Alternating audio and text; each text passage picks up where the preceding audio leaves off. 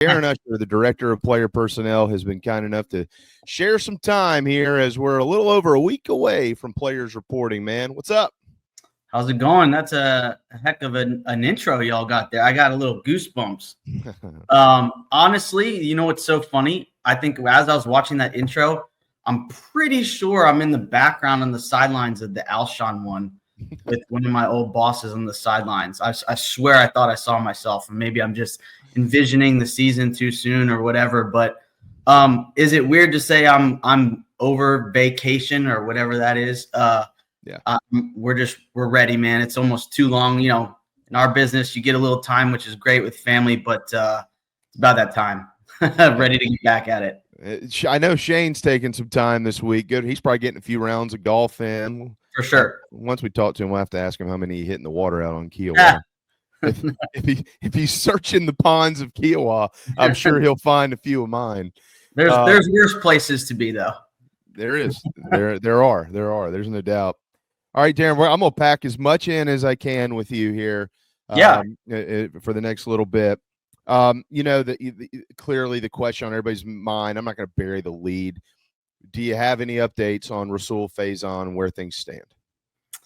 No, no updates, nothing different than what Coach told y'all at media days the other week. I will say that, our compliance department have worked extremely hard along with Jeremiah and others in our administration, myself, and then Rasul too has done, everything he pretty much can do. And that kid's in great spirits. You would never know it walking into our building. He's been participating in everything, and he's preparing like he's going to play. So until we hear otherwise, we're going to go that route, and he's going to prepare that way as well. And I think at the same time, everyone else is ready to go in that room, and we'll just it's out of our hands. You can control what you can control right now, and we're kind of just in wait and see mode. Does that mean if I'm okay? Let me hold on.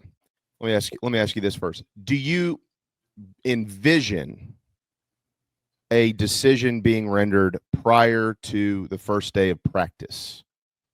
I would sure hope so, but again, I don't have a timeline. I don't have a timetable on that. Okay. If there isn't one, is he allowed to practice? Do we know?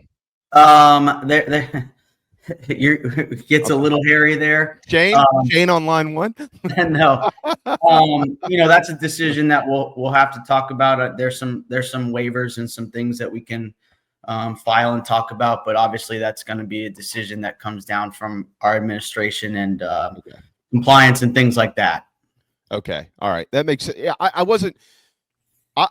feel like, Darren, I've been under the impression for a long time, not just about this case here, but if there's a kid who is kind of waiting in the wings for clearance, that he would be able to, in any sport, basically be able to practice up till they said, hey, you can't play, and then it stops that day.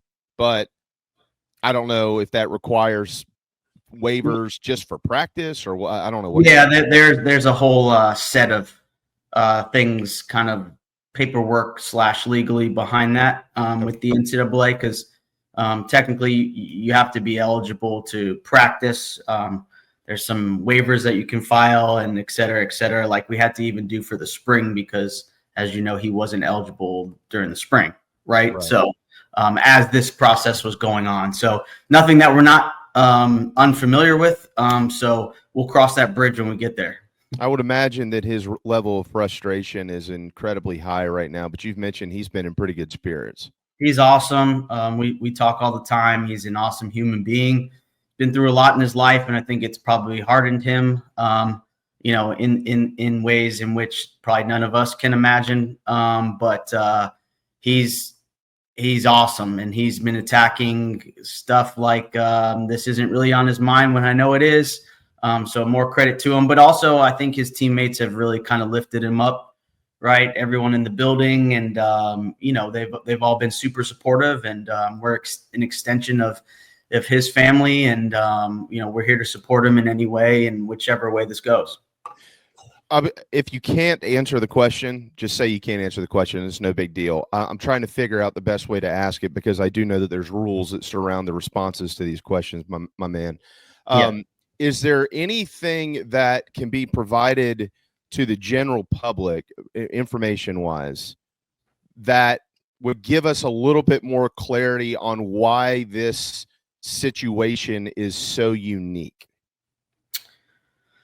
Probably not. Okay. Yeah. I think, as it plays out, we'll be able to talk about some of those things, just kind of not right now. But his situation is unique because he's been a lot of places. Yeah. And that's really kind of what makes it a little bit different than some of the other ones out there. And I will say this, like, in terms of the NCAA and even just in college athletics, no one case is the same. Yes, you can apply some precedent and some things that occur, but they treat every case independently, right? So, this case, yes, as there are things that I'm sure apply from other cases, but it's still different at the same time, if that makes sense. Sure. Yeah, it sure absolutely does. All right. Well, we'll leave that there because we don't have anything. So y'all done everything you can do. Now it's basically in their court. Now, while all this has been going on, you signed Isaiah Augustave, and I got that right. People have been saying Augustave and all that. It's Augustave. That's right. I got it right because my man Steve Fink put out the media guide, and we got the pronunciations. Yeah, there you go. So thanks to the Finkster for doing that. Tell us his story, and I'll paraphrase this, or I'll throw something in real quick. I've mentioned this a few times, Darren, and I feel like I know that you'll talk about his road and kind of how it ended up getting him here to South Carolina, but he played for a team last year that threw the football well over 70% of the time, number one. Number two, they were the worst offensive line in the country, and he was the top back on that team in Colorado. So I personally think that says something, in addition to the prospect he was coming out of high school. But Darren, were y'all planning, if the right guy was kind of out there, regardless of the Faison situation, were you still going to try to sign another tailback? And then how did he get here? Yeah, I think the fit was right, and it just so happened that he was kind of lingering out there. I've been following it just a little bit, and you always have guys that you're looking at, regardless if we had spots left. We had one spot left, and we were going to do a couple different things with that. But you always got to have options. You can't just wait until the last minute. So it was a possibility, something that we talked about. You always want to have depth in that room at that position. I think especially Gamecock fans will know from a couple years back, you want that running back room to have some really good pieces. And I think we do, even before Isaiah came in, right? But you always want to add competition, number one. Number two, you want to add depth.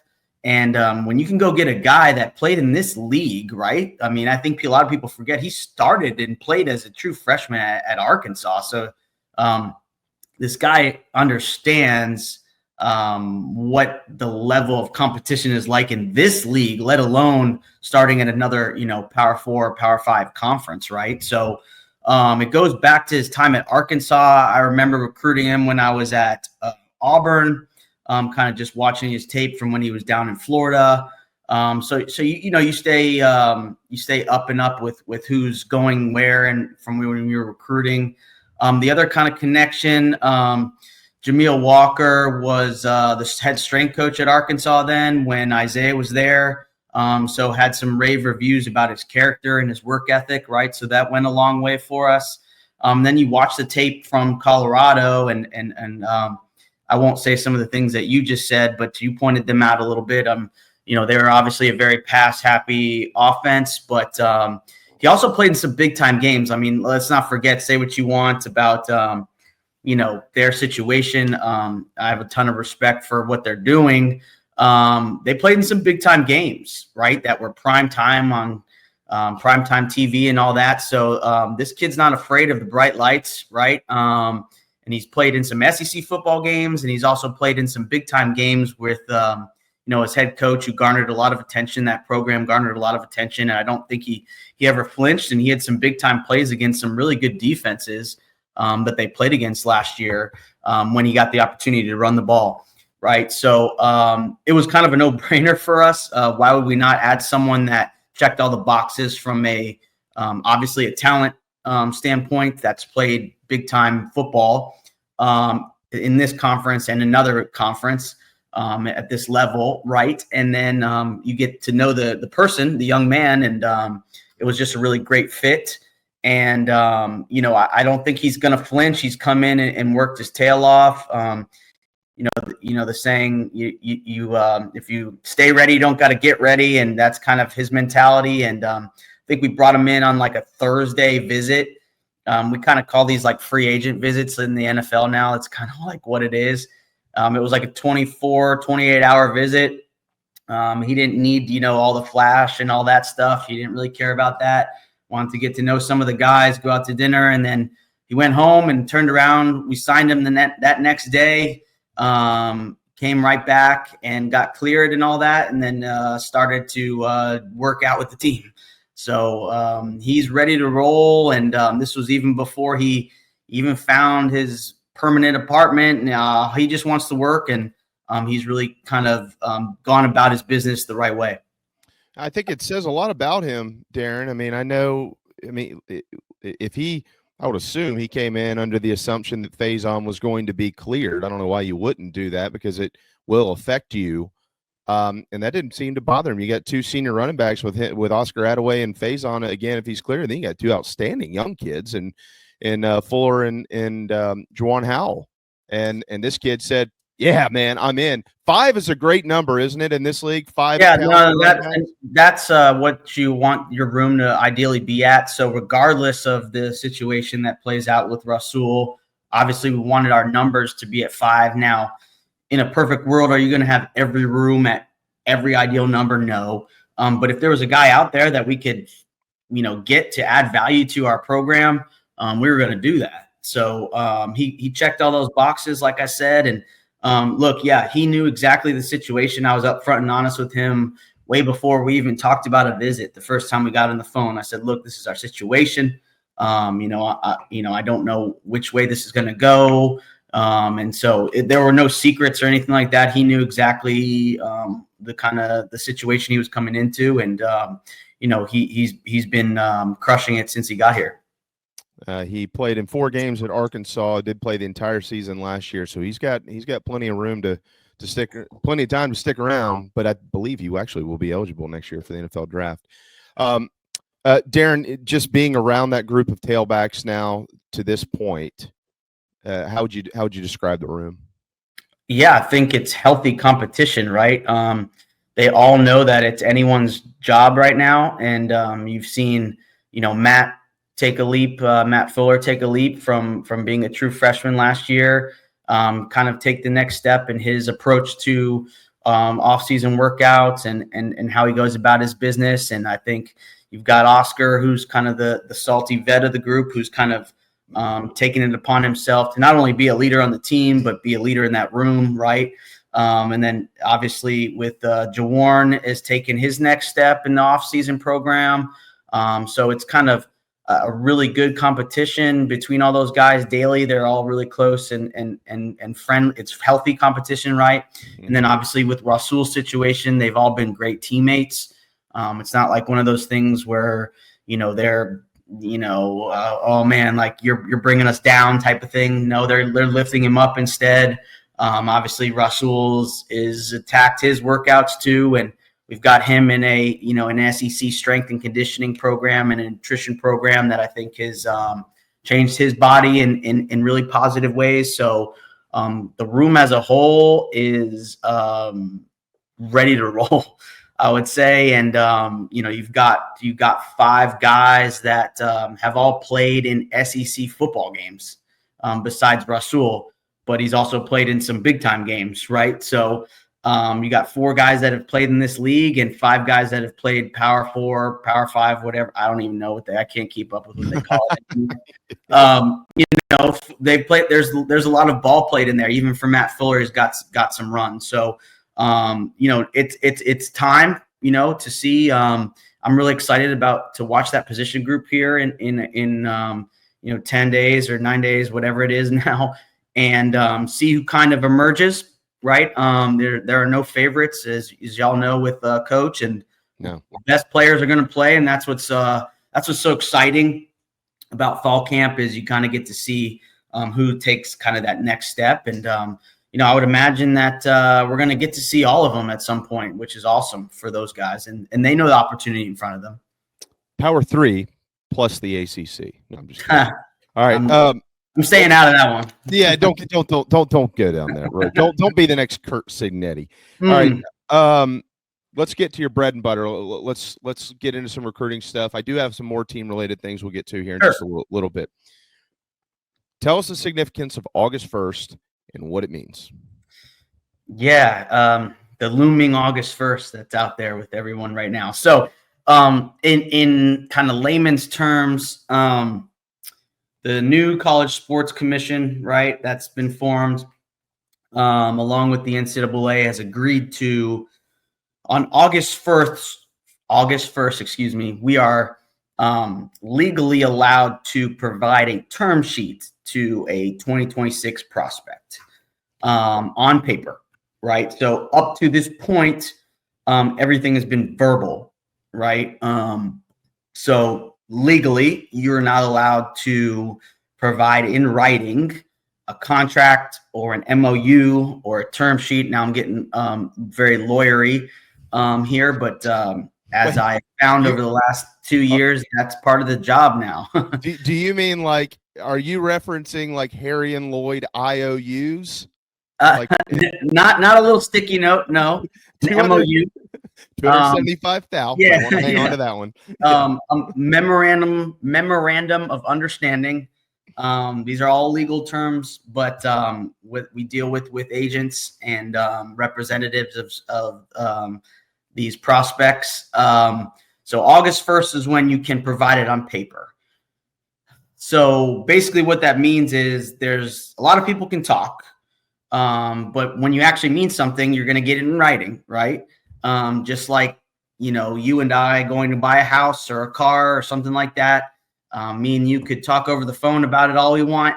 But legally, right, we know it's not binding, or you're not realistic about what you are either offering or wanting to give, right, someone, unless it's in writing. That's how this country works. That's how democracy works. That's how the economy works. Take out politics and all that, right? That's just how it is. And that's now entered our space, which I do think is a good thing, right? If everyone kind of adheres to the policies that are in place, and that is what we're going to do. We've been prepared for that. So to date, just to kind of recap, everything's been verbal, right? It's almost like, and it kind of coincides ironically with the verbal offer, right? A scholarship offer. If you remember, and you'll see it again on August 1st, we can legally, through the NCAA, send out a real offer, right? We can't legally offer a 2026 prospect until August 1st, right? You can verbally offer them, but it doesn't mean anything until they receive that offer letter from the University of South Carolina. You've officially been offered. Now, we all know that gets watered down a little bit nowadays, but legally that is the same way. They coincided that with August 1st. So the day in which you can technically offer a prospect in terms of the NCAA, you can send them or their agent and or representative a term sheet. Now, you cannot send them the revenue sharing contract in which we now have as of July 1st from the university. It's a revenue sharing term sheet. So it basically just is the terms in which we are offering said prospect. It's still in writing, right? It doesn't legally bind us, but it holds us to our word, right? So when you're putting something on paper, you better mean it, right? Because then that's out there. That's out there for people to share, et cetera, right? So Then once they sign in December, hopefully, or in February, hopefully just December, the day in which they sign, they can also sign their revenue sharing agreement with the university at the same time. So instead of the NLIs that went away, in place of that now at the same time, we'll be sending financial aid agreements. So that binds the school to the prospect and the prospect to the school, an SEC agreement, which our conference has, which I like, and then their revenue sharing contract for the first time ever. Where you'll be getting a contract along with your scholarship papers, so to speak. Okay. Does that kind of answer that? No, yeah, it does. Real quick here, I wasn't planning to ask this, but what is the SEC agreement? What does that mean? There are just certain kind of rules that bind. The SEC has sort of, its own sort of rules and regulations that we adhere to, separate from the Big Ten, the ACC. I'm not even sure if some of those conferences send those agreements or not, but ours does. So basically, if a player were to ask for a release, the SEC would have to grant it first, and then the NCAA. So we're getting into some minutia there, but also it helps protect us, more than it does, others. But it also prevents people from going to SEC to SEC, right? So if they've signed a valid SEC agreement, they can't go to another SEC school in that spring window. So that's one of those pieces because they've signed technically with this conference. Got it. Okay. Well, I want to remind everybody too, I cannot ask Darren about specific prospects. So just keep that in mind. If anybody has a name in mind, too bad. But, but there will be you'll get enough out of this conversation. All right. Yeah. Once we get to August, there's been a lot of kids who've committed in the summer, a ton, all over the place. Some very surprising commitments that have involved, of course, here in our neck of the woods and in other areas. For instance, the state of Georgia, of like the top 30 prospects in the state, I think the Bulldogs have like 4 of them, which is crazy to even think about. But they're going all over the place, Darren. With all this stuff coming up on August the 1st, do you in your role and all the research you do, all the homework you do you anticipate some of the decisions that have been made throughout the summer, not just here at South Carolina, I'm not trying to pigeonhole you anywhere, but a lot of these kids who've been making decisions, and then once August 1st and kind of rubber meets the road type deal, do you anticipate seeing maybe some movement from those decisions in the fall? Yes and no. I think it's a little bit of a mixture. Now, I would say to the prospects' credit a little bit, without their decision, the timelines have been sped up on them because of the calendar in which we're at. And a lot of it is more of it's twofold. One, a lot of them think if they don't make a decision rather quickly, their spot will fill up. And to an extent, that's true sometimes. Dependent, it's all dependent on spots. Can't go out and sign. Well, you could, but you have a certain amount of guys that you want to take at each position each year, and if you're only looking at taking one, this is just arbitrary, right? One running back and one commits to you, you're kind of done, right? Unless it's I call them moon players, a special player that you would just never turn down. And there are some of those guys, trust me, especially that we're recruiting, right? But I think it's that mixed with the financial component that is now involved in our sport. And I think to bury your head in the sand on that is just naive. So to say that's not a factor, or to say someone didn't choose a place based on that, is just a little bit naive. I think it's twofold, right? Also, I think it's I think a lot of people forget these are 16 and 17-year-olds that are making emotional decisions, and there's a lot going on. And so I also sympathize with that. They're human beings. Human beings make mistakes all the time. If I were to tell you all the things I did when I was 16 or 17, didn't get on Twitter or by rivals on 247, right? So I feel for these guys a little bit. There's a lot of pressure on them to make some decisions, and there's a lot of adults that put too much pressure on them, I would say as well. But it's the nature of the beast. And again, pressure is a privilege, right? And like Coach always says, we get to play the schedule, we get to play. They also get these opportunities that not a lot of others are afforded. So I think it's a combination of all of them, and pick one of those combinations you can apply to maybe any different recruit. But I think what you'll see maybe is if people weren't truthful or forthcoming in their word or what they said verbally, that might get exposed a little bit. Not necessarily sure. I just know how we do things. I don't really concern myself with how other programs do it. And we're both. So, at some point too, it's about relationships. Now I'm not going to sit here and say, it's only relationships and not transactional. I think that's naive too. It's both. It's both. That's the age of college football that we're in. And to just say it's not about the financial component is to be naive on that side. To not about relationships is to be naive on that side. You need both. And I think we've done a phenomenal job of identifying the right prospects that we think fit both of those, and then wanting to compensate them because of who they are and because of their talent, right? It starts with the talent, and then we find out about the person. And I would say that in the end, I am hopeful that the transactional piece matches and the relationship outweighs that. And I think that what we do a phenomenal job of, and it starts at the top with Coach Beamer, is having real relationships and that date back, prior than just a couple months ago.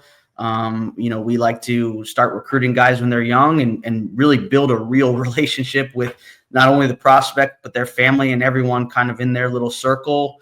And at the high school, I think that's important. I think high school coaches and high school football gets discounted a little bit now, but that's still super, super important to us, especially in this state, because we've got some phenomenal high school coaches and the guys that do a phenomenal job with their programs and across the country. And we want to maintain those relationships.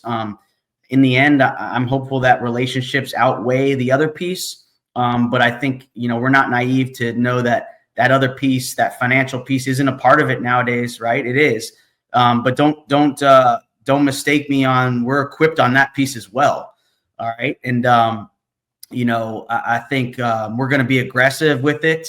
But at the same time, I've got a financial and fiscal responsibility to the university, to Coach Beamer, to Jeremiah, to the program, to the university, to the fans, my fellow alums, right?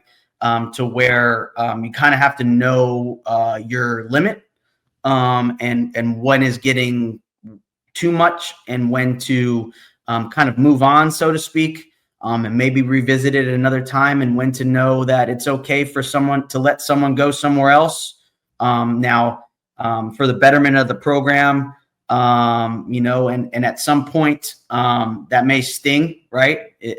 But just kind of know I've got the best interests of the university and the athletic department, the football program every day. And that's a heavy burden, but it's also something that, again, I get to do.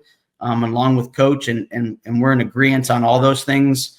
And that's kind of our philosophy. At some point, you kind of have to. I'm trying to say this in a politically correct way here, JB. Whether or not it's worth it, yeah. Right? And in the short term, right, it may be great, and people will love it, but in the long term for the program, it may be the best decision to move on, if that makes sense. So we're trying to find that balance. I think we've done a great job of that. Again, nothing's over until December. We don't stop recruiting guys that we want. The guys that we want know that, right?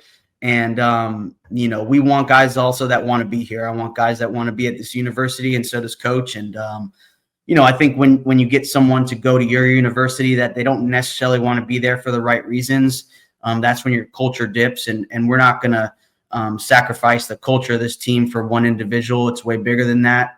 It's way bigger than one man, one person, one recruit, anyone in this program. So that's kind of our philosophy. I know it's kind of a long-winded answer, but it's fluid, right? Because this landscape keeps changing and we'll keep adapting with it. But it's not like we didn't see any of this coming. We've had a plan in place, and I think we just need internally to be able to stick to our philosophy and be okay with that. Darren Uscher, Director of Player Personnel for Carolina Football. Just out of curiosity,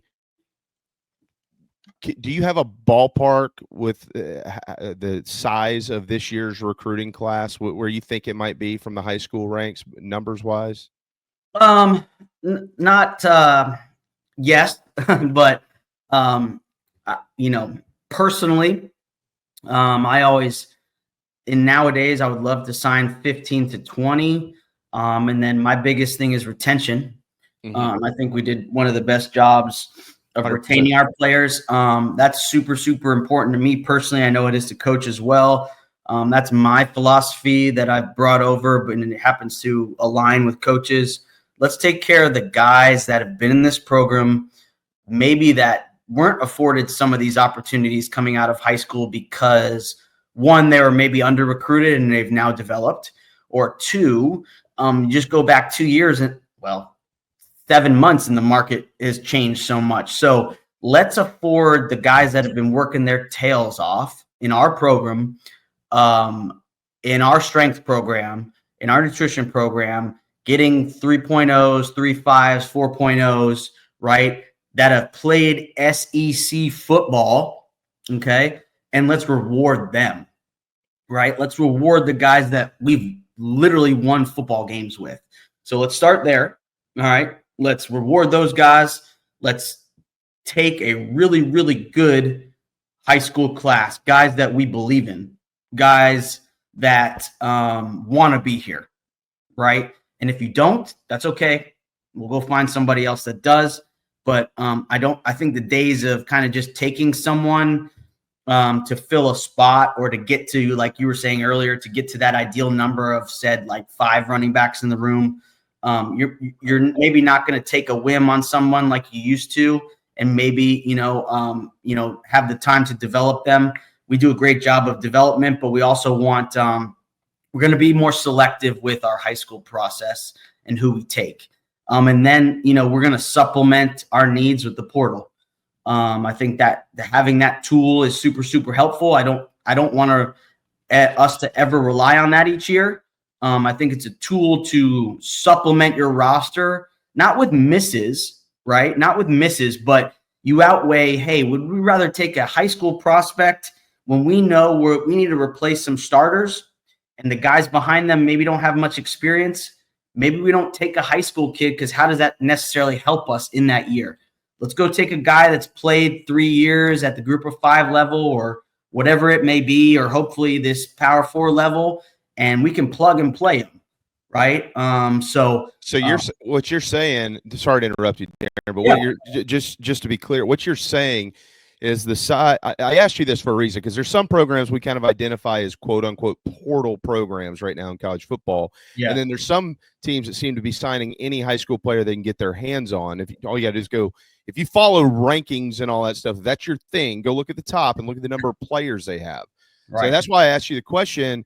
My understanding of what you're saying here is that your high school class each year is going to have some, the size of it is going to have some flexibility based on the needs of what your team looks like basically in January from the previous season. 100%. And you got to be, thinking about that always. So I always say like in my brain, I wake up thinking 2 years ahead, right? So like this team for 2025 is already done. Like I can't do anything about that, right? So I'm already thinking about what that product on the field is going to look like this time next year, and what do we do in that sense. So and this isn't applied to our team. This is a hypothetical, right? So if I know I'm losing 4 running backs, okay, I can't just take one high school or sign 4 high school kids, because you could, but that means you're going to have to play a true freshman. And in the years past, you would never want that to have that problem. You hope you never lose 4 guys. It's probably a bad example, but my point is that you want to find a balance on how you stack it. So you want to bring in a mixture. You want young guys to be able to develop, and you want to go out and get the best talent. And don't get me wrong, we're going to shoot for the stars and get the best talent, especially in this state. And there's a lot of really, really great players in this state this year and for years to come. Trust me on that. And so we're not saying those guys can't come in and play, but if it's not a guy in which we've evaluated that we think can come in and compete right away, let's maybe not take a flyer on him and go try to get somebody in the portal instead, especially now that there's a fiscal aspect to this, right? I think it's a way smarter decision to apply that money, so to speak, to a more proven prospect, right, than it is someone that's in high school, unless we think, right, from a scouting and personnel standpoint, that they are just as good as a portal prospect, which in some cases, there's some guys that we're going after right now that we think are. Well, now, you just had this with the wideouts. My understanding was Shane, you correct me if I'm wrong here, but didn't Shane go to Coach Fury and say, what do you want to do? And he said, I'm good with the high school kids. I don't need the portal. Is there truth in that? 100%. Yeah. We had multiple conversations, and we wanted to see, one, it started in the winter workouts, and that was the first sign. I've been on record saying that. And then we kind of got halfway through spring ball, right, to see what we were going to need to do. And we all sat down and we're like, no, we're good because of who we're at, who we've got and things like that. And, the other thing about the portal, you've got data, right? So I know Gamecock Nation hates the term data points, but it is relevant to my position. You've got more data points with some portal guys than you do high school, as it applies to just from an analytical standpoint in terms of helping us produce this next year. We know next year we're going to lose said position. Can this high school prospect fill that void for us in that production, or can a portal prospect, right? And there's an former NFL GM, and I won't name the name, that I got to talk to a couple years back, and I'll never forget. He said this: "In God we trust, in everyone else we need data." Right. So, and that stuck with me because yes, you can love a prospect or love his family in high school and all that, but if what we're watching with our eyes, right, we trust our eyes, isn't good enough, then what we think we can possibly get in the portal, now to gamble, right? But you're gambling, and it's part of this. We're going to go with the better set of data and less emotion, right? More information, right? And that's hard. But I think that's part of my job, is to manage everyone else's emotions. We're all emotional about certain prospects and kids, or even portal guys. But let's, rein that in at times. And that's emotion's good. It helps make decisions. But, we've got to be level-headed about it. And Coach does a great job of that. And I do as well. And there's nothing that I don't make a decision without him knowing and those types of things. And we're on the same page with everything. And ultimately, it's his program, right? So at the end of the day, he's the decision maker. I just am fortunate enough to be able to help in that process. Makes a lot of sense. And boy, are you lucky to work for a guy like Shane Beamer. What a great dude Absolutely. to work for. Can you hang through a break? Yeah, can we keep you for a few more minutes? I wasn't planning to, but I think we've touched on some good things, and absolutely. Generally, when people aren't yapping about all kinds of crap that doesn't matter in this chat box over here, they're listening, which means I could tell there's not a lot of yapping going on. So I don't even get to see the chat. Do I get to even see the chat box? I should probably not turn that on. You don't I want don't. You know what? I learned this before. I know you got to go to break, but I learned this a long time ago. I don't go on. I'm on Twitter because obviously or X, right? Sure. For it's part of the job, but I don't go on message boards or anything like that. I learned that the hard way a couple stops ago. So I made a vow to myself. So I'm way happier. Some of the greatest traditions in college football lie right here in Columbia, South Carolina, where the Gamecocks will be back here before you know it. But first, a pit stop and hopefully a win in Atlanta, Georgia against Virginia Tech on Sunday, August the 31st. And would love to see all you Gamecock fans there flooding Mercedes-Benz Stadium. We'll get all the orange out of the building from the Saturday game and get all the garnet in there on Sunday. That is Darren Uscher. He's the guy that kind of builds these teams, okay? Yeah. And Shane Beamer and every other coach on staff. But Darren's on, so we're going to give him the credit for it now. All right, let's stick. Shane doesn't watch this show, so I'm not worried about getting a blowback. At least I don't think he does. Maybe he does. Never know. You never know. He knows everything, man. The guy doesn't miss a dadgum beat. That's for sure. That's why you love him. I know, man. All right. I want to ask you about what's going on in the great state of Alabama. I know that you obviously there are some lines here you certainly can't cross, but everybody out there that follows recruiting knows what's going on. And obviously this past week was a pretty good week for Carolina football. Georgia has historically been a wonderful state to the Gamecocks, as we all well know. Clearly, that's the territory. Shane had mentioned a couple of weeks ago when I got to school, we had one kid on our roster. His name is Nick Barrett from the state of North Carolina. We're going to talk about him here in a minute. Yeah. Which that was ridiculous. We needed to fix that. Y'all have been fixing that. We know about Florida, the Delmarva area. But there's two big-time programs in the Yellowhammer State, and if they like a kid, it's rare. I feel like that kid goes somewhere else. But the last couple of years, this South and look, it looks like the future. This South Carolina football program looks like they're crossing the border and having some success. Yeah, I mean, it starts at home, right? And I will say that till I'm blue in the face. I'll die on that hill. It starts at home here, and I think the first time that y'all had me on, gosh, now it's almost a year. It went like that. Let me tell you. Man. When I first got on here and got hired, it's been a little over a year now. I literally told Coach on my interview, he said, if you got this job, well, we talked on the phone a bunch, right? If you got this job, what's one of the first things that you would do? And I said, keep every kid from this state home.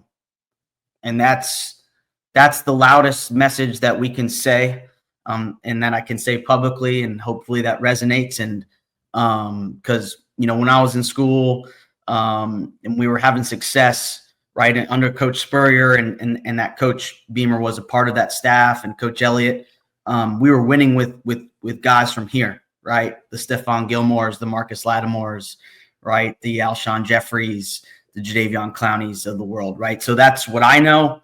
And I know that there's really, really, really good football in this state that I don't think gets enough attention nationally. They're now starting to a little bit, but needless to say, it starts at home. Then you kind of work your way out, right? And home is also Charlotte, okay? And I know we'll get into North Carolina a little bit, but we also consider that almost like a home.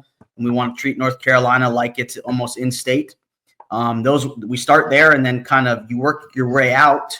Obviously, in the Southeast is where you want to start. Some programs go national and have the resources in order to do that. I think that's great and all, but I would rather get guys that sort of fit our culture. And in order to do that, I think we, sort of stay in the Southeast here. However, when you have relationships in a certain state, or there's a coach that maybe previously worked somewhere that he has ties to, you're gonna lean on those things. And so I was fortunate enough to be able to work in the state of Alabama for 18 months, and it was shortened, but learned a lot, right? And you build relationships, and I know we talked kind of last segment about nowadays some of those relationships are falling by the wayside, but I'm still a firm believer in this whole thing is built off relationships. You win with people, both in our building and in recruiting, and those relationships are going to win out in the end, whether it's a recruiting battle in high school or that player comes back around and decides to transfer to your institution because of that original relationship that you had. So I know we always try to teach, never burn a bridge. And I go by that philosophy, and I built some amazing relationships in that state amongst others, coaches on our staff too, right? It's not just myself. And then you start working your connections, and fortunately, if you made an impact on somebody and you stay in touch with them, they might reach out with a prospect, or you started a relationship with a prospect when they were maybe in 8th grade, or maybe came to your youth camp, or came to your every school does like an elite camp, right? The Shane Beamer football camp. When I was at another institution, we did a similar camp. And there are some prospects that we're talking to now. Obviously, I can't name them by name, that I knew that came to one of those camps as a rising freshman in high school. So you get to know them there. You obviously can't talk to them until their junior year, but at those camps you can. So you get to know them and their family, and then you stay in touch with their high school coaches, and then throughout the years, if you just stay in touch with people and work your connections, and you know what, like if you just try to be a good person, people tend to gravitate towards that and want to help. I think there's a lot of kids that are finding out that South Carolina has a lot of things that a lot of other schools maybe in that state have as well. And, we're right on that level playing field right now. And we're going like this. And some of those other programs might not be. And so the ability to be close to home still, right, and play in the Southeastern Conference and play, elite level football, but leave their state to come play here and have an opportunity to make a name for themselves, right? I think is attractive. But ultimately, I think it boils down to relationships, whether it's in the state of Alabama or it's in the state of Georgia, or it's in the state of Florida, or wherever. If it's in the state of Maine, it's all about relationships, right? Like, we're not going to go recruit somebody unless we have a relationship. Now, if there's a player and we don't have a connection to someone, which is extremely rare nowadays, we're going to make one, right? And we're not going to even offer that prospect until we talk with their head coach and their family members or whoever helps them make decisions. That's how we go about things. I'm a firm believer in that. I know Coach Beamer is a firm believer in that. I think that's why we're such a great team together. We make those decisions, and ultimately it's his decision at the end of the day, right? But we speak sort of the same language that way. We both kind of came up that same way. Him, obviously, from his dad and that philosophy. My philosophy from Coach Peterson that was at Washington and Boise, and Brian Harsin, and then Dan Lanning and Chip Kelly. It's all about relationships, right? You can have all the resources in the world. That's great. That's great. You need that. Trust me. We've got that here.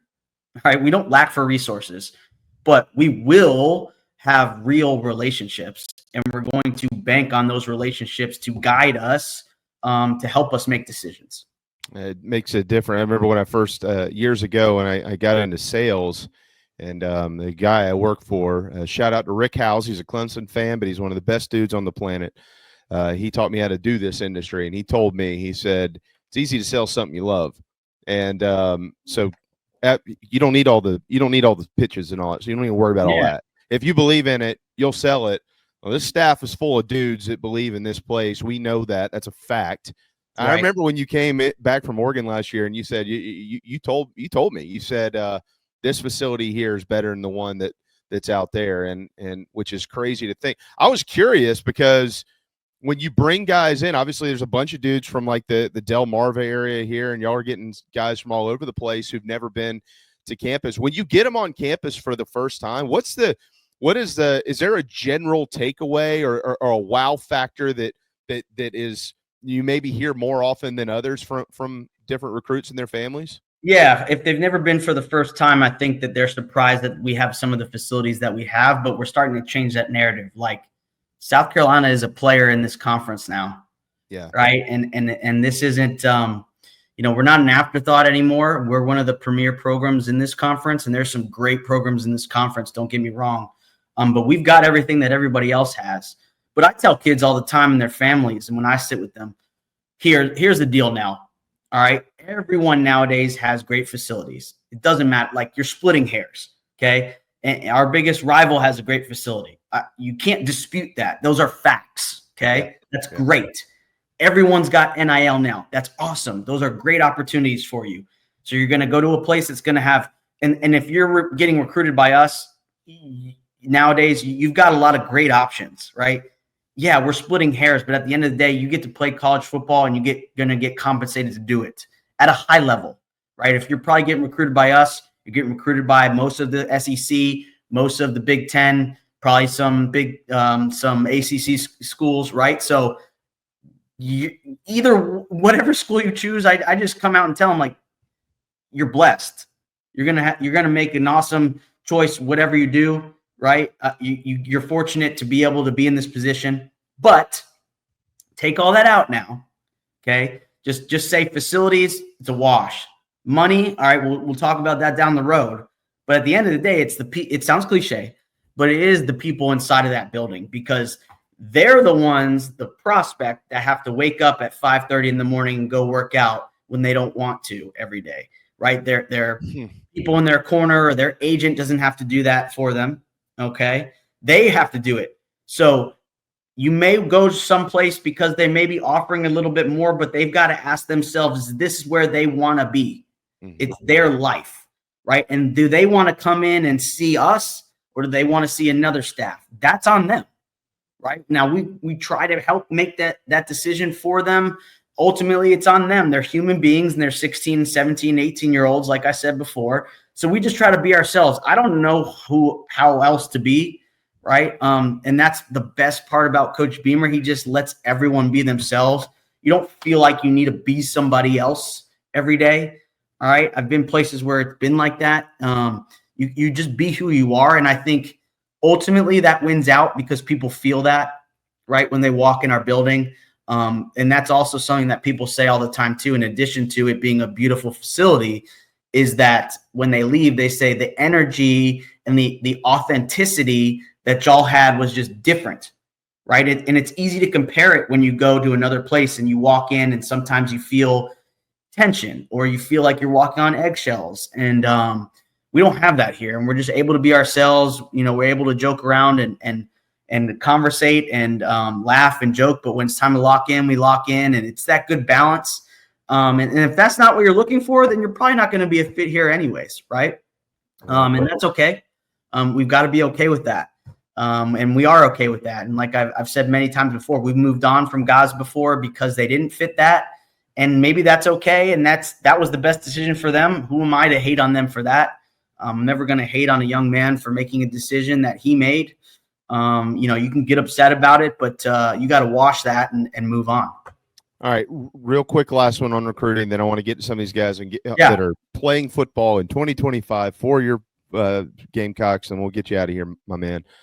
Is this a fair statement that right now, this is my personal observation, so it's me and you sitting here having a beer in a bar, I feel like South Carolina football in the last couple of years, certainly now, and it seems certainly moving forward when they are recruiting, are in way more what we would call, quote unquote, big boy battles than they have been in the past. I'm talking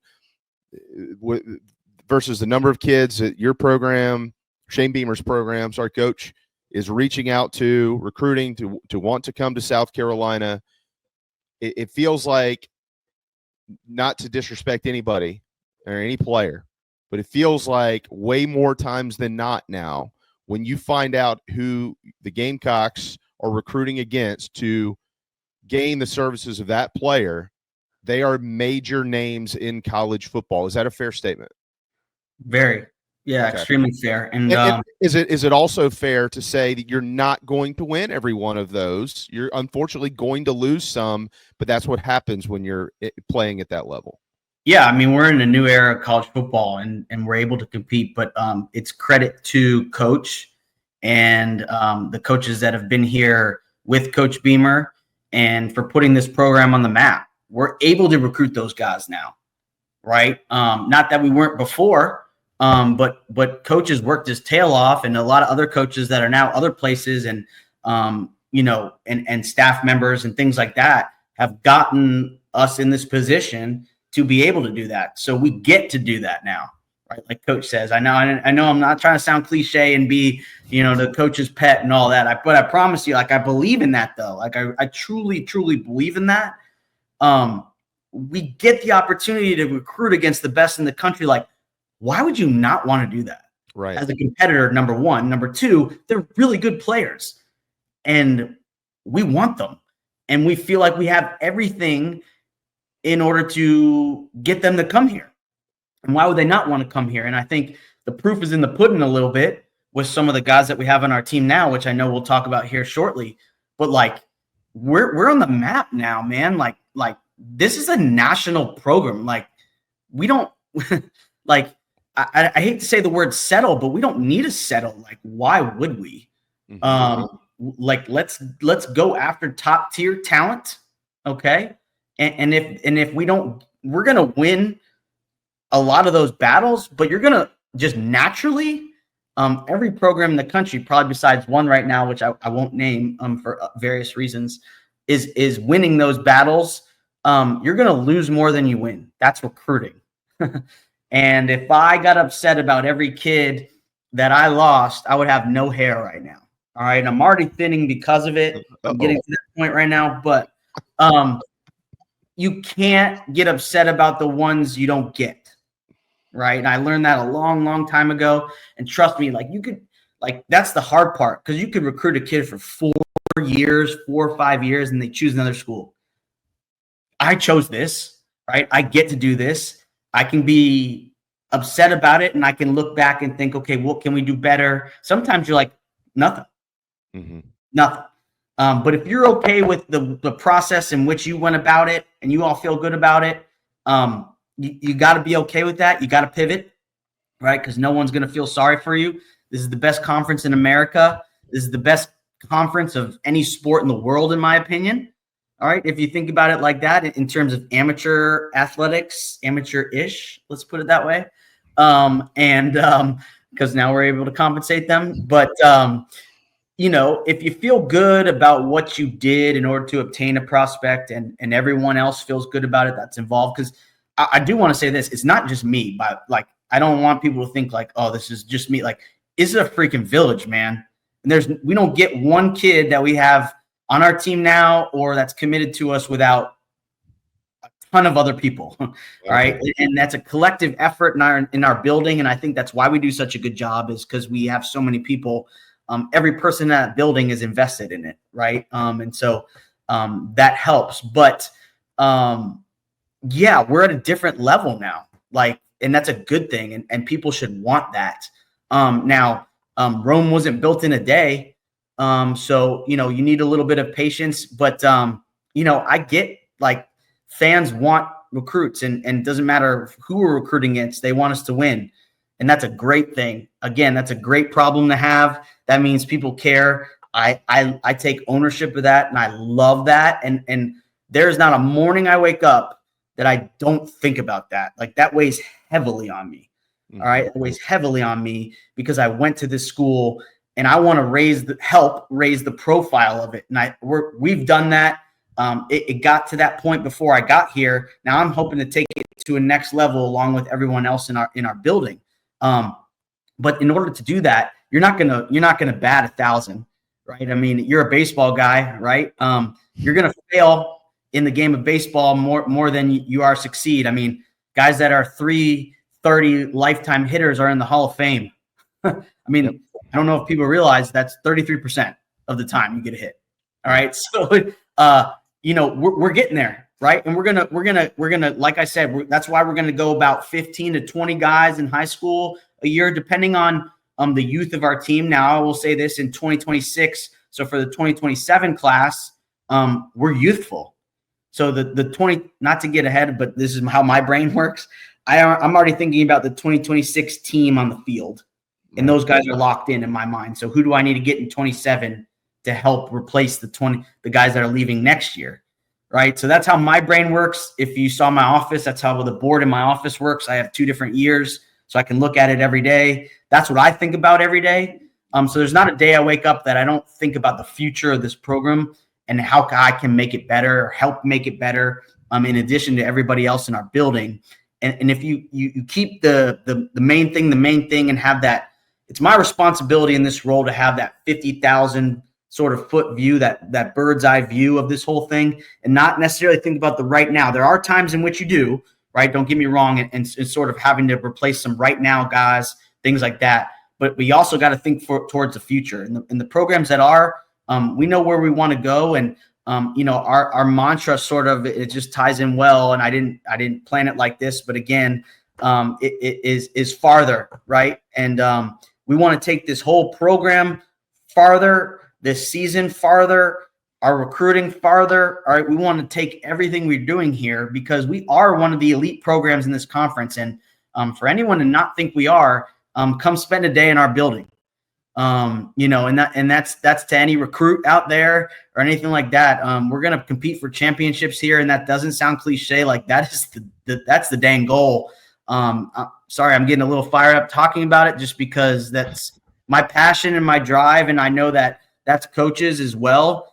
This is where he wants to be. Obviously, this is where I want to be. There's so many other people in that building. Like I'm at my dream job and I want to make it the best in the freaking country.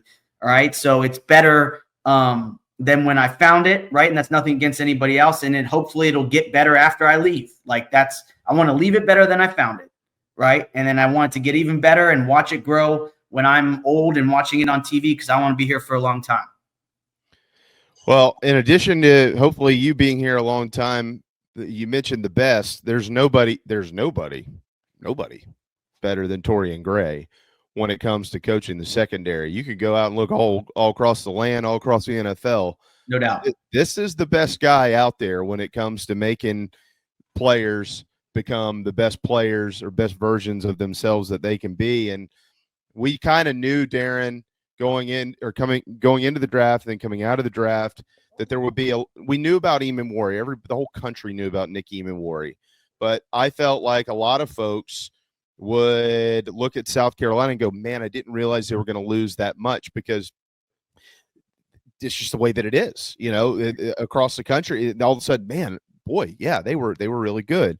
So starting with the secondary, I found a hell of a stat this morning. I know you're aware of it, but I don't think a lot of people maybe are. Mm-hmm. Judge Collier, Jelon Kilgore, and DQ Smith have started a combined 71 games in their career. That's a lot of football, including a lot of SEC football. And I was just curious about starting with those 3 guys, the rest of the secondary, what you've seen from them in the offseason, and what the staff is expecting from them when camp cranks up late next week. Competition. I'm laughing because I'm super excited to watch one-on-ones and 7-on. With those young receivers. They've gotten better because of those DBs. Mm-hmm. And it's been like, we're doing PRPs in the summer, and you get feedback from that. We're not allowed to be out there to watch it per NCAA rules, but you get feedback from it, right? From you pay them and you can't watch them. Got it. Yeah. Makes sense. Hey, that's my guy out there I'm giving money to, but I'm not allowed to know how he's doing. Yeah, but fortunately, Lenoris will tell you. So he'll tell you who screwed up and who did well. So you get good feedback that way from the guys. And the best teams, I'll say this, that I've been around, they take that stuff really, really seriously. Sure. Right. So sometimes if the coaches aren't out there, it can be a horse round, a joke around session. But if you have a leader in your quarterback, and usually we have that in Lenoris, and then a leader, sort of, and in those PRPs, a lot of it's 7-on, so it's DBs and receivers, right? And then the D line and the O line go do other things. So yes, we have leaders on those sides, but I'm more so talking about the 7-on stuff that Lenoris will tell you. Like DQ is a leader now, right? It's crazy. That dude he's played 4 years. And I think people like forget that, like, right? Like you were saying, like, but now there's a reason coach brought him to SEC media days. He's always been a great communicator on the football field. But I think that's where I've really seen him just from afar take another step in terms of his leadership is off the field, knowing that he's the veteran now. And he has really taken that upon himself. So, you know, when those PRPs are going on, he's the leader of the defense sort of out there from a communication standpoint, but also from a leadership standpoint as well. And then obviously Judge has played a lot of football now too. He's not some young developmental guy anymore. He's arrived. No, Man, that dude's freaky. So I'm not going to like get into too much, and I don't want to, you know, tip our hands to, now we're getting into the poised and paranoid, as I say it, coaches mode, to where we got a game to play here soon. So, but he's really, really, really dang good. And then I will say the guy that has just lit up everyone's eyes, ears is Brandon Cisse.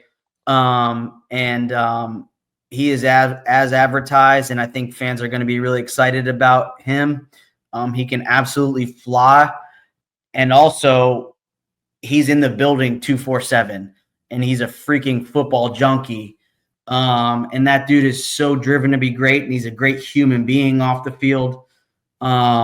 He's a great addition to our team. And then all those young DBs too have been coming along, and they've been seeing. I think here's the great part about Carolina and what T. Gray has done is there's a buy-in factor because there's proof, right? So if those guys know, I just wait and be patient, really don't even wait that long anymore. He'll develop you in a year. All right. Anyone that's listening out there, he'll develop you in a year. All right. And maybe a big time prospect in 27, he will develop you really quickly. Yeah. Because we'll cut that. Individual has a different skill set than everyone else in the country. Yeah. Anyways, shameless pitch. But those guys sit their turn, wait a year, and then you get the opportunity to play because they're ready. Not because we're forcing them to, but because they're ready. Their bodies have developed, right? You look at the body types that we've gone after, length and speed, 6'1" plus, right? Now those guys came in at 185. Most of them are around 200 pounds now, 195. They're exactly what we want them. They're like freaking clones, all right? It's like Coach Day and Yimi Rodriguez, like they're the freaking best in the business. You hear me say that all the time. They're the freaking cheat code, all right? It makes my job so easy. I just go find the body types. T-Grade likes them, bang. Good. That's all I need to know is if he likes them. I mean, and there are guys that we send him that he doesn't, right? And it goes back and forth. But I'm never going to say no to a guy that he likes. Let me put it that way. And there are some coaches where you have there's a healthy argument, right? It's good dialogue, it's good, but I'm never going to question T-Gray on a guy because he's proven it. And those young guys know if they stick around and they wait their turn, they're going to be next. They're going to be next to walk across that stage and to participate in training camp in the NFL right now, right? Instead of riding the bench at some other school. And so all those young guys like Vakari Swain has come back ready to go, right? He's in the best shape of his life, all right? Peyton Williams is going to compete, all right, for that other spot. David Busey's really stepped his game up. There are some really young DBs and DeMarcus Leach has come in here from Abbeville and just turned a lot of heads. I mean, he's got all the traits that you're looking for. And then a guy that just got here in Chris Hatfield is really turning some heads too. And he's got a lot of ground to make up, but he's no slouch either. I mean, he's 6'2" and can run. All right. So we've got a really, really great room and we've got some depth and Miles Pollard has come in and Miles Norwood, I'm sorry. He'll compete too for one of those spots. And there's going to be some really, really great competition. I don't think anything's really locked in right now, maybe other than one spot. in that back end. You want competition, and there's what we think may happen. But again, as I said it before, nothing is guaranteed, and we're going to give everyone the opportunity through the reps in fall camp starting here soon to earn that opportunity to play against Virginia Tech come August 31st. And then here's the cool part about our program, and y'all know from Coach Beamer and how he operates his program, like just because you started one week doesn't mean you're the starter the next week. You got to earn that still in practice. Yeah. Right. And there's a long season. Right. And so, I've said it already once on the broadcast. If you stay ready, you don't got to get ready. So all those guys need to prepare like they're going to be starters. And in this conference too, with some of the offenses and a lot of the personnel groupings and the tempo now that a lot of these offenses are running, you really need 4 to 5 solid corners that are ready to play. Right now, you hope that you don't got to take somebody out, but like you're going to get gassed just because it's how some of these tempo offenses run now, right? And so, and then obviously, Jalen Kilgore is probably the best tackling nickel I've ever seen in my life. Wow. I've got a lot of buddies in the NFL, scouts and a couple GMs. And I won't name names, but he is garnering a lot of attention. Let's put it that way.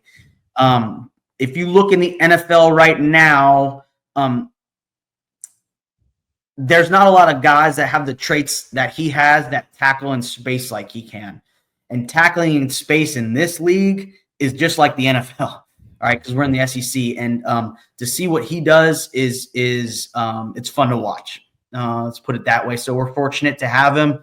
And he's really stepped up his leadership as well, now being in his 3rd year, which is crazy, I know, for Gamecock fans, because it felt like y'all just recruited him, and I'm glad we won that battle, and we're glad to have him, and along with his brother too, who's really stepped up his game as well because of his brother. And they're awesome kids. They're awesome to be around, and that DB group is fun. They jaw back and forth the receivers, but again, it's never confrontational. It's all in good fun, and you want that. Like the best teams I've ever been around, they're like, it's like dang near like if I don't win this rep, we're fighting, but like in a good way. Like and they're like that, and I'm really geeked up right now because I'm looking forward to it. Oh, you got me more. I thought I was excited. Now I'm. And by the way, that's not the only brother duo in the secondary. For anybody that didn't know this, Cedric Cisse, also the brother, a great opportunity for him to come in, and he's done a great job. And then I think Juice has done a great job too. I forgot to mention Joe Lewis has really sort of changed his body, and he's healthy now. He's ready to roll, and there's going to be there's really great competition in that back end, and there's really not a guy, like I said, there's not going to be a guy that if they're not good enough, we're not going to play them. Like we don't do that here, right? So if they're good enough, you're going to see them on the field. All right, last one. I'm going to get you out of here. The interior on I wish we could go position by position, but we can't. The interior on the defensive side of the football. I mean, obviously, when you lose those guys last year, clearly everybody's going to look at this and go, "Oh my God, how do you replace all these dudes that are off to the NFL?" Darren, I'm not so sure that y'all are saying that internally, though. I mean, there's a reason why Nick Barrett went to SEC Media Days. He's primed and ready to go. And then, Gabriel Brownlow-Dindy, a former major prospect, you don't just end up at Texas A&M playing on the inside like that without being very talented. And Monkel Goodwine, who was here last year, you don't commit to Nick Saban unless you're a good football player. That seems to be kind of the base for the interior here, but obviously Hardy and all these other guys are in the mix. I just wanted to get your thoughts on what their summer's been like and how prepared you think this group will be to take the reins from the last one. I will say they hear all these things too, right? And so, and they also know who they have to replace because they watch those guys every single day in practice, other than Gabe and all, the guys that weren't here. But they've watched tape on them. And look, I've said this on record before. You can't just you don't go out and replace a Tonka and a Boogie and a TJ Sanders. Okay, you don't just immediately do that. Like Like no program in the country is going to be able to replace what those three guys meant, not only from a physical and a talent standpoint, but also the things that they did off the field for our team. But you try as best as you possibly can, and we think we've found that solution with some solid guys to make up for that production, right? And those guys developed over time, right? We're hoping the same, but we've also got some guys that are ready to go as well. You've got a selfless human being in Nick Barrett who kind of knew, hey, if I just wait and I'm in a red shirt, he came to us for that. All right, I can be the guy next year. Yeah. All right, and he did that. And so you've really seen him take a next step as a leader on the defense. He is the rah-rah guy for the front, right? Is he really? I didn't sense that out of him at all. You don't until you see it. Wow. And hopefully y'all will see it in the fall. And I think he's took ownership of that, being the wiser veteran in the room now. And there's some young guys in there, right? And or some guys that maybe haven't played a ton, but he needs to get them to play because they're going to be next to him in the trenches, right? And so, what's good for the goose is good for the gander, right? So like he's got to get those guys ready to roll, right? So he's taking that upon himself, and that started. That was in winter workouts. I mean, I saw it in him, right? He and it was kind of we all did the same thing, but I will credit T-Rob and Jordan Dove on getting him, as we call it, more pissed off. And that's a good thing, right? Like get fired. It's okay to show emotion. This is a game of emotion, right? And especially on Saturdays. All right. And obviously it starts in practice, and you need to rein that in, right? You can't always be emotional. You can't be too geeked out all the time, but you use that. How do you use it? How do you channel that? Because if you ask T-Rob, I'm laughing because he is that way. He played that way. And y'all remember that. And I was in school when he was here, 100%. Right? If you use that emotion and you channel that emotion, you can do some very, very powerful things with that, especially if you're a big, strong human being. All right. Way more than you and I. Okay. We can do some things, but not things that Nick Barrett can do. Right. And then he's got a guy in like you said, in Gabe Brownlow-Dindy. There was a reason that he was a consensus, right? Not just one service 5-star recruit. All right. And that dude has every ability, power, strength, speed he can be whatever he wants to be. Okay. The best thing for Gabe Brownlow-Dindy has been Travian Robertson. All right. So getting some of that out of him as well. These are the things that I think a lot of people don't see, but that show up on Saturdays is the time spent, not even in the film room, but just one-on-one with Gabe, getting him to come out of his shell, use his strength and power to his advantage, because when he wants to, he's unstoppable. Mm-hmm. And pound for pound, he might be the strongest, most athletic human on our team. He's a great human being off the field, right? But you're trying to get him to be a little nastier. You see some stuff on tape, but when he wants to dominate, he can dominate. And then, like you said, Nick Saban doesn't recruit anybody, and he once said that Monkel Goodwine was good enough to play on his football team, and I agree with him. And that dude has taken the next step in his game, in my opinion. Also from a maturity standpoint, he's another one. He's what we call a game wrecker. All right. If he wants to wreck a game and wreak havoc, he can. All right. And he's become way more consistent, I think. And he is primed, in my opinion, for a great season. But because of the leadership of Nick, in my opinion, Nick has sort of taken him. They're older guys, but they do everything together, right? Because they're going to be playing next to each other. Mm-hmm. Right. So like, dude, like we don't have one without the other. Like I'm your left foot, you're my right foot, like that type of thing. All right. So it's been awesome to see. And then, obviously we brought in Troy Pikes from Georgia Southern, who has had an awesome offseason, who I think we are expecting some big things from, along with Xavion Hardy, who is developing, right, and gotten so much bigger, stronger, faster from where he originally came in. out of junior college. It's a hard transition, man. It really is. It's a hard transition, but again, I think we have the cheat code and in our nutrition and strength program. You're going to see that hopefully on Saturdays, along with Devontae Miles, who has really shown up in a big way and done the work and put the weight on, and is also just a fun teammate. And guys gravitate towards him. He keeps it light in the room while Nick sort of brings everybody back down to earth sometimes. And Devontae is going to play a lot of ball for us too, so we feel really good about our rotation. And then you look at Christian Ingram. I mean, he's 6'6", 310 right now. All right, so and he just got here in the summer. Okay, so I'm not that's above my pay grade to say plays or not, but he's got all the traits and the size, and he's Coach Day and our nutrition and Yimmy have built that human being, and he's going to be a big human being. And then Caleb Williams is coming back from some injury stuff, but we've got a bright future in that room, and not just on this season, I think, but in the future as well. And I'm hoping that we turn some heads, and those guys, they know what's in front of them. They know the expectation, and I mean, they're not dumb. I mean, this is the SEC. You win and lose games in the trenches, right? And on defense, it starts obviously with the D line, and they also know too that we have another cheat code in number 6, and if they do their jobs, number 6 is going to get opportunities along with 46 and 12 and all those other guys that we put opposite of Dylan.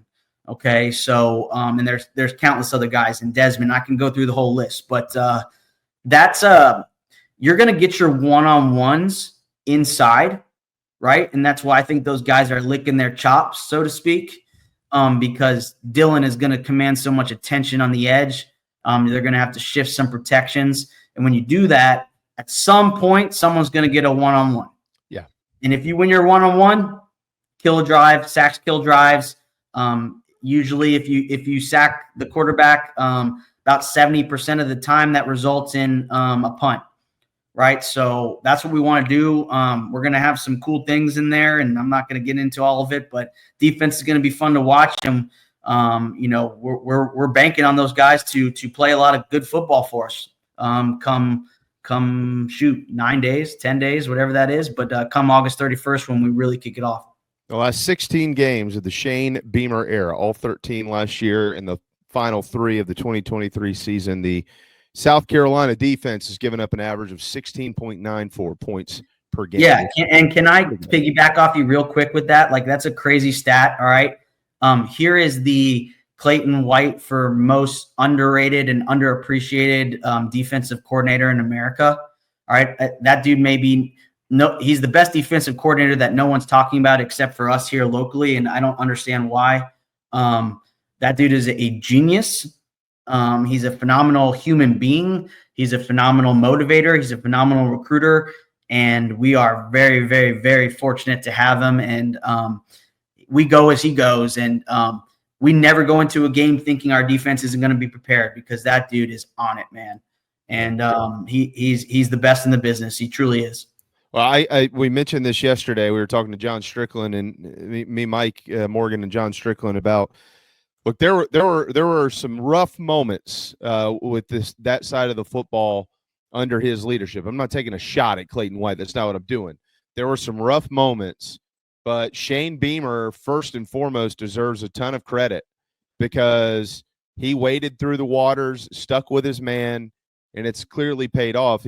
Clayton White's been here since Shane Beamer's been here. I got to give my buddy, my dear friend, who y'all get to see every week again this fall, Perry Orth, a lot of credit. A few years ago, Perry Orth stood up here and said, y'all can beat up on this guy all you want to. I love Clayton White. And here we are a couple of years later, and Perry Orth was spot on. This is, just rinse and repeat is kind of, it seems like the theme of the defense now, Darren. It's the standard's been set, and these guys who are returning played under that standard. So now they get to just carry it on, and it'll be here before you know it. I really it was supposed to be about 40 minutes, so we blew through that by 49. Nice. Hey, but can't thank you enough. Thanks to Coach Fink. Obviously, he's on a little vacation too, and he got back to me yesterday and said this was totally fine. So we always love having you, man. You work really, really hard. I know y'all are excited to just get out there and start knocking some heads around. Absolutely. But, congratulations on everything, all the success, and thanks for all you do for the Gamecocks. Certainly, thanks for being here with us. And we'll get you back here pretty soon. I might see you Monday. I don't know if I can play yet. I got to let him know today, though. So I might see you Monday at Shane's thing if you're going to be there. Yeah, I will be there. So are you playing? I'm not playing. Okay. I'm a spectator. I've got some other things going on that day, but I'll be there towards the end. But no, I appreciate y'all having me on. It's always fun to talk with you. And the 21-year-old version of me is dying inside a little bit because I get to do these things, and so I never take it for granted, man. It sounds cliche, but I really am grateful to be here, and I'm grateful for this opportunity to come on with you and get to talk a little bit about our program and what we're doing. And I think we're really building something special, and I'm looking forward to the season and looking forward to our home field advantage, which is the best in the country. And I can't wait that'll be the first time when we play SC State that we'll get to have recruits back on campus, right? Because we're in a dead period. And so I can't wait for that to be rocking. And it really, really goes a long way. I promise you. Yeah, it does. And love Gamecock Nation, man. 7 o'clock, I think is. I think so. Yeah, night game would really be so. Like, there's no excuses. So we'll see. Everybody, September the 6th, we'll see at 5 o'clock for the Gamecock walk. How's that sound? That's right. Yeah, right. Appreciate y'all. Holler at me, man. We'll talk soon. I appreciate everything. Yes, sir. Appreciate you. Take care. Later, dude. There you go. Darren Uscher, Director of Player Personnel.